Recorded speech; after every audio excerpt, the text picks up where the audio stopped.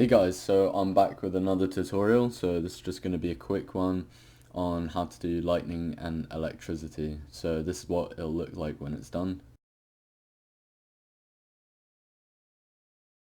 Okay, so just to get into it, we're going to bring our clip into video 1, then slice your clip.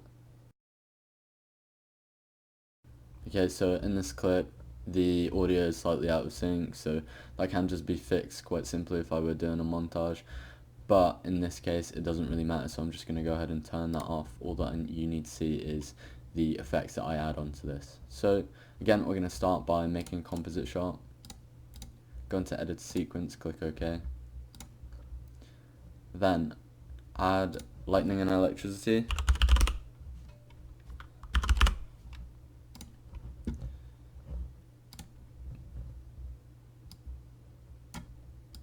Okay, so first I'm going to display how to do the tracking first, and then we can change it, make it look fancy. So we're going to hit start and then end, and then we're going to go ahead and change the positioning. So at the very top, this is your positioning. So since we're at the very first frame, we're going to go ahead and make keyframes. So go ahead and move these keyframes out of frame so then you cannot see them.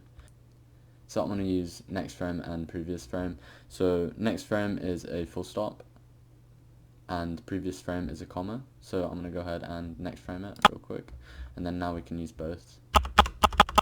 Okay, so we're going to go ahead and move the frames.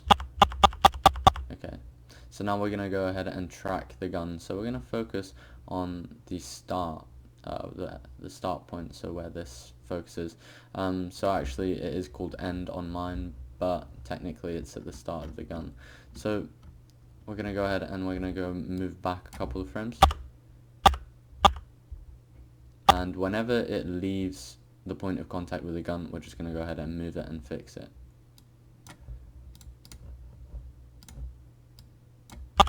Okay, same thing here, it's slightly moving away from where we want it, so go ahead and move it back.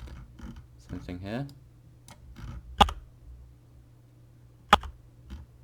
same thing here.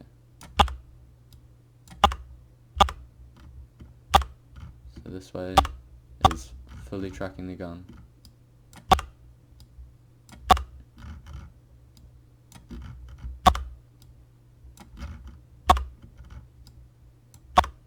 Essentially, we just repeat this process over and over again. Okay, so basically we keep on repeating this over and over again until you're fully happy. So I'll show you what that looks like in a time lapse.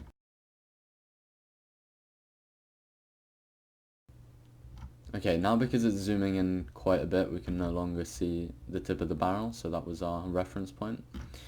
So we don't need to track any more than this.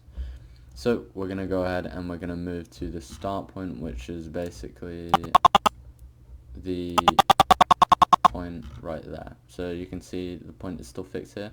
We need to make that move along with the stock of the gun, so then it looks like a lightning bolt is still being tracked. And I'll show you again how that is. It's basically the exact same process as before. So just to recap, this time we may need to find, we need to find the other tracker. Remove that, keep it out of view again, move it, still keep it out. It's still looking good. Now this is where we start tracking.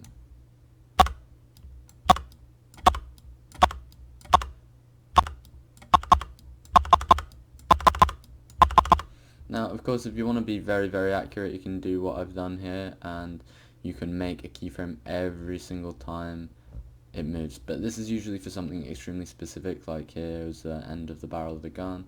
Here, it's really only if it moves too far away. So, for example, there, that's when we would move it here, and just rewatch it back to ensure it's still in position.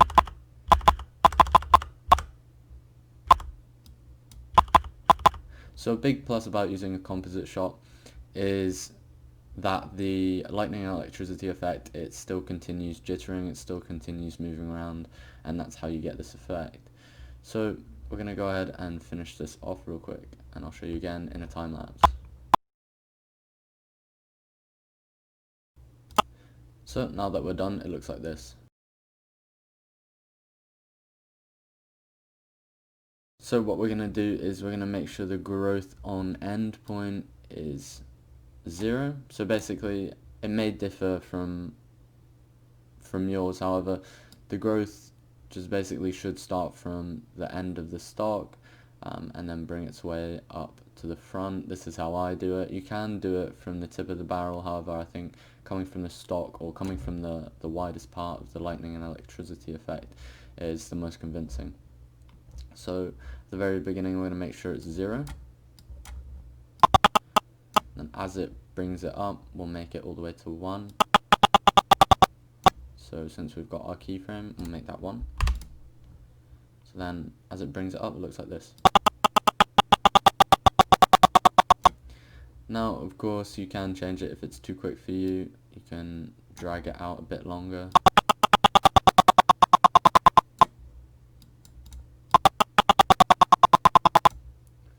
Okay, then to end with, we need to make sure that it finishes before our tracking ends.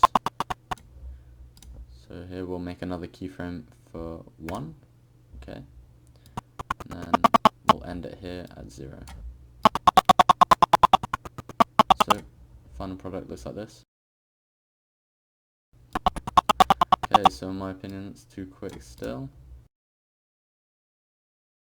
So now we can start changing the color, we can start messing around with the lightning and electricity effect. So if you wanted to begin with seed changes the shape of the lightning and electricity, and it changes the jitter path. So if you're trying to make yours contour along the side of the gun, then you would choose one that is primarily straight, and you wouldn't choose one that's like way over here and it makes a big circle. For example, something like this. Of course, again, it's all personal preference and editing is completely up to you. I'm just providing some guidelines for you lot. So next we're going to go on to trunks. I'll show you what that looks like now. Adding trunks is a very good way of filling this shape in the gun, however it can be quite easy to have some strays, have some extras that you might not exactly want. So it's always good just to tone it down a little bit, always keep it within the parameters of the gun. So next, wave scale. Wave scale can make it tighter within, so this looks like a proper ray, whereas turning up the wave scale will mean it's a lot more spread out. Next, twitch scale. Twitch scale makes it a little bit more curly, so I'll show you how that looks.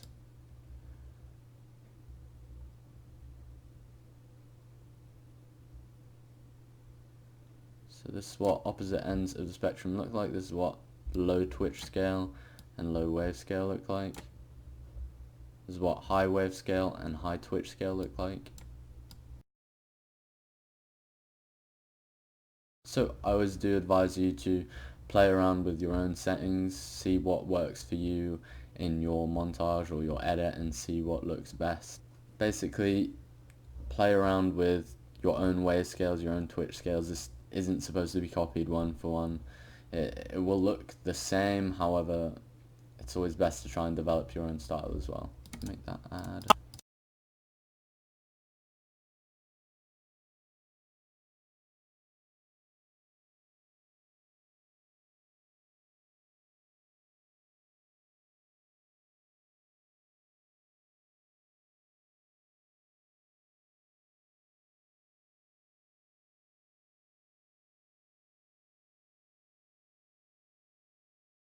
So what I'm going to do is I'm going to finally add some glow darks. And there you go, it really brings out the gun. So you can always change the intensity, the lightness, but however you do it, it can always make the gun look a whole lot brighter than it really is.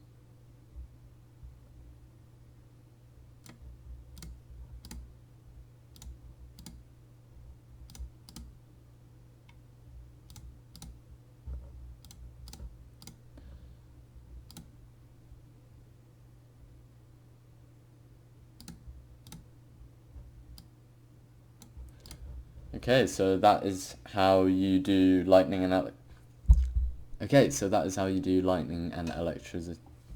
Okay, so that is how you do lightning and electricity. Okay, so that is how I do my lightning and electricity effects. So if you did enjoy, leave a like, helps me out with the algorithm, and subscribe if you don't want to miss any more tutorials or montages, and comment down below if you're still stuck and you need some help. I read all of the comments and I reply to all of them. So with that said, I'll see you in the next one.